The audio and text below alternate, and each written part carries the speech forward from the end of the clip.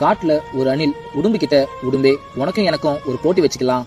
யார் இந்த மரத்துல இருக்கிற பழத்தை ஏறி முதல்ல பறிக்கிறாங்களோ ஜெயிக்கிறவங்களுக்கு தோத்தவங்க ஒரு நாள் ஃபுல்லா அடிமையா வேலை செய்யணும் அப்படின்னு சொல்லுது. உடும்பும் அந்த போட்டிக்கு சரின்னு சொல்லி அந்த போட்டியும் ஆரம்பிக்குது. அந்த அணில் வேகமா மரத்துல ஏறி முதல்ல போய் அந்த பழத்தை பறிச்சு அந்த போட்டியில ஜெயிச்சிடுது. உடும்பும் சோகமா அந்த ஒரு நாள் ஃபுல்லா அந்த அணிலுக்கு அடிமையா வேலை செய்யுது. இத பார்த்த அந்த அணில் ரொம்ப சந்தோஷப்பட்டு, இது ரொம்ப நல்லா இருக்கே, உட்கார்ந்த இடத்துல சாப்பாடெல்லாம் வருது. அந்த அணிலும் நேத்து மாதிரியே இன்னைக்கு யார் வந்து போட்டியில மாட்ட போறாங்கன்னு தெரியலையே அப்படின்னு யோசிக்கிறப்ப அங்க ஒரு யானை நடந்து வருது.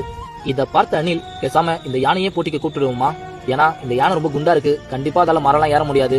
அந்த யானை மட்டும் இந்த போட்டியில தோத்துடுச்சுன்னா ஒரு நாள் முழுக்க அந்த யானையை அடிமையா வச்சுக்கலாம் அப்படின்னு யோசிச்சு அந்த யானையை போட்டிக்கு கூப்பிடுது.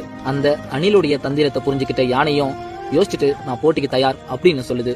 இத கேட்ட அணில், எப்படி இருந்தாலும் இந்த யானை தோக்க தான் போகுது அப்படின்னு சொல்லி மரத்துல வேகமா ஏறப்ப அப்ப திடீர்னு அந்த யானை தலையை வச்சு மரத்தை முட்டும் பொழுது அந்த மரத்துல இருக்கிற எல்லா பழங்களும் கீழே விழுந்துடுது. இத கொஞ்சம் கூட எதிர்பார்க்காத அணில் மரத்துல ஏறி பழங்கள் இல்லாம அணில் ஏமாந்து போய் கீழே வருது. போட்டியில தோத்து போன அணிலுக்கு அப்பதான் ஒரு விஷயம் புரியுது. இதுக்கப்புறம் யாரையும் உடல் உருவத்தை வச்சு எடை போடக்கூடாது. அவங்களுடைய கூர்மையான புத்தியையும் அவங்களுடைய திறமையும் வச்சுதான் அவங்களை நம்ம எடை போடணும்.